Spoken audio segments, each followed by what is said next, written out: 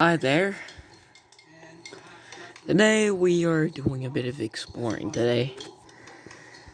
Alright, so, where's my ship? There it is. So I'm basically refuge in taking refuge here. You can see we could talk.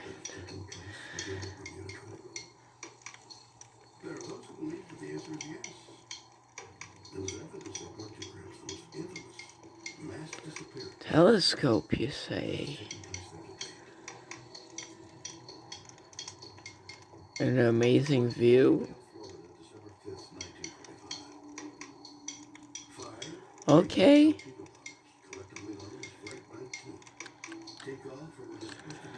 So, now. Guess I'm just gonna go and have a refuge. I've been taking refuge in the North Outpost.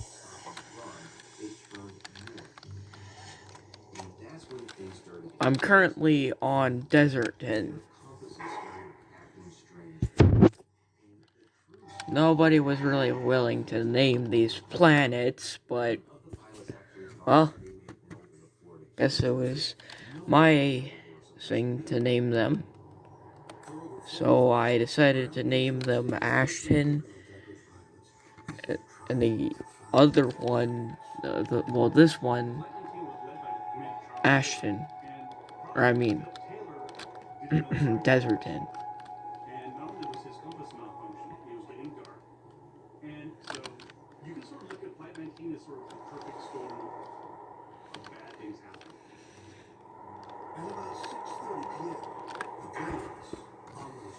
Well, we definitely gotta be careful.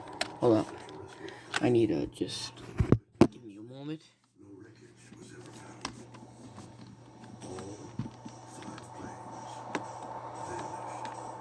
We'll get an aerial overview of this in a moment. Here, I just needed to find. Alright, there it is. We'll do a little bit of an aerial view soon. But.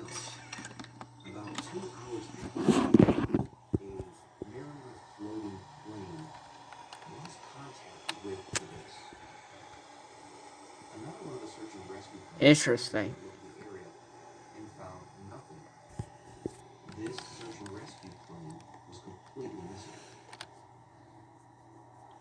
Now we have newly footage of what seems to be an alien pod. Makes strange signals too. Quite interesting, actually. If we look down,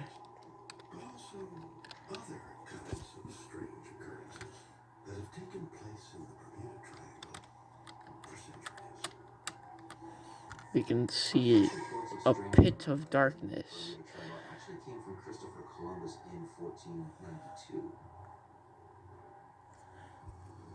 We shall go down there.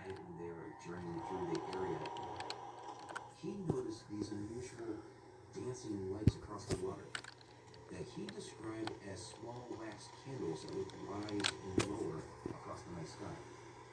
Columbus kept copious guiding and these state that oh wow, he couldn't understand the strange lights going up and down, but beyond that, we can see an ancient civilization has been living here. Curiously, Christopher Columbus is not the only famous navigator to witness inexplicable activity in the it was the Sunless City. Pioneering aviator Charles Lindbergh had a similarly baffling experience. Charles Lindbergh was on a non-stop flight between. We should probably hurry up before it gets too bad. Over the Florida Straits, he suddenly encountered this very strange haze that surrounded the aircraft. I should be able to lose it, but it seemed to follow him. He couldn't see anything around him at all. At the same time, his compass started spinning wildly. And this continued for hours until finally a haze started to disappear and you could see beneath it the Bahamas. And he knew at this point he was now around 300 miles off the coast. Seems a bit too late to explore this area. Well, I guess we need to get out of here. As if he didn't experience the same phenomena which could have been behind the disappearance of a number of planes in the Bermuda Triangle. Do the anomalies witnessed by both Christopher Columbus and Charles Lindbergh suggest that this is a bit interesting, huh? responsible for causing airplanes and ships to disappear in the Bermuda Triangle? We should definitely get out of here.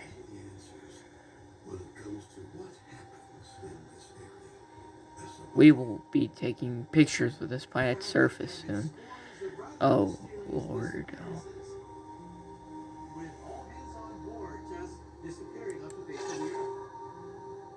It means that it's possible that perhaps none of these disappearances will ever be adequately explained. And so there is a chance that 100 years from now, we'll still be debating what happens in the Bermuda Triangle. Are the strange incidents that happen in the Bermuda Triangle just freak accidents? Could there be stranger forces at play as many people believe? Perhaps the answer can be found by examining several mysterious disappearances that have occurred. These are some mysterious phenomena. Here in June, Nevada, September 3rd, 2007. We definitely need to get out of here. Billionaire adventurer and pilot Steve Fawcett takes off for a scenic flight. Beautiful planet. Fawcett should have been Whoa. for about 2 hours. He didn't come back. The airport called search and rescue, and what encompassed was the biggest search for an aircraft in Nevada of all time. It went on for days. We've got 200 people. Probably should head back to Timber Hearth. We need to gather information of this. This seems like severe informational type of stuff. Well, of course, since we're already making kind of a video of this, then they might as well be notified about this, really. Federal investigators leading the search for Steve Fawcett were baffled by his disappearance because he was a highly experienced. We gotta land here. Steve Fawcett had set some 91 aviation records, including being the first person to circumnavigate the globe in an airplane solo without refueling. So that's why when he went off on that day in the airplane and disappeared, people were shocked because this is not something you expect from somebody like Steve Fawcett. During the search for Mr. Fawcett, the searchers came across a multitude. I'm sure that, well, I'm going to do totally fine in this type of place. After all, I do got plenty of fuel and oxygen to explore this planet.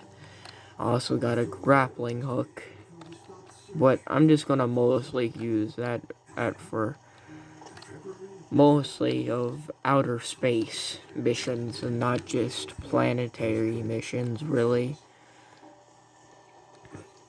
We'll probably get to see a nice little imagery of that, maybe here in a few hours, possibly. There are those who believe the answer is tied to the fact that Fawcett was flying in what is known as the Nevada Triangle. The Nevada Triangle goes from Reno down to Las Vegas, and then over to Fresno, and this one that heads Sierra Nevada Mountain Range. And the reason that it's known as the Nevada Triangle is that some 2,000 Apparently a few hours on my planet. It's just mostly multiple days. You know, honestly, it could be just a decade. On average, nearly 3 planes go missing in this mysterious area every month. As far as I know, 3 hours on my planet, I guess is just 10 years. Was a successful businessman and a veteran pilot, and so for him to disappear on a routine flight was out of the ordinary. But he did, and his plane is still out there somewhere. So that's still a mystery of the Nevada Triangle that hasn't been resolved. I mean, and, well, Another famous story we also figured about other civilizations also, like Earthlings. It was 1943, and this B-24 took off from Fresno. Their planet's interesting, actually, but they're in quite a far of a planet. Immediately sent out 9 more B-24s to do searches. And then another one disappeared. And so it became part of the legend. I wonder if they'll ever discover us one day. I probably shouldn't look too deep into things, really. I still do have a long life to live. Perhaps the answer can be found by taking a closer look at the Steve Fawcett case. Because 2 years after Fawcett's plane vanished, it didn't seem to I should head back. In October 2008, there's a hiker out in the Mammoth Mountains area walking his dog, and he finds $1,000 in $100 bills. And he thinks that's kind of interesting and unusual. I'm just gonna rest a bit on the moon. Well, be on my way. So he took it to the local authorities, and they now immediately search in that area, and they start finding other things. They find the engine of the plane, and they find the tail section with a number on it, which clearly identifies it as the airplane. Also, they find. So they take the bones, they do DNA on them, and it turns out that it is the remains of Steve Fawcett. The intriguing part about this. I wonder what mission control is thinking right now. Probably thinking about nothing but all the rest of the space travelers, really. On the ground, when they recovered his remains, the aircraft stated that there was even a small fire on the ground in close proximity to where all of this happened. Discoloration of the associated fluids would have been unusual and something to look at by the people in the area. And so I don't have a rational explanation how Steve Fawcett's plane was missed 19 times from the air. How is it possible that all of these searches missed this wreckage? I mean, there is no obvious answer. But we have to raise the question of whether the wreckage... I'll just cook a marshmallow and be on my way, really. ...intervening period, and that Steve Fawcett encountered... We still got quite a bit. Plus, we did look at a bit of images of the moon. The Bermuda and Nevada Triangle region. Steve Fawcett's plane could have actually gone into another dimension. Hi there, doofus woofus. I know that it's probably mean to call you that, but who knows, really? You don't seem to really mind that new name you have. Somehow or another, it didn't happen for over a year. You have to ask yourself, was it there or was it not? Two mysterious anomalies within the Nevada. Forget about it. Planes to disappear? Perhaps, but many researchers believe there's a much more powerful triangle located in the American Midwest. It's an area of Lake Michigan where thousands of ships have gone missing and have never been found.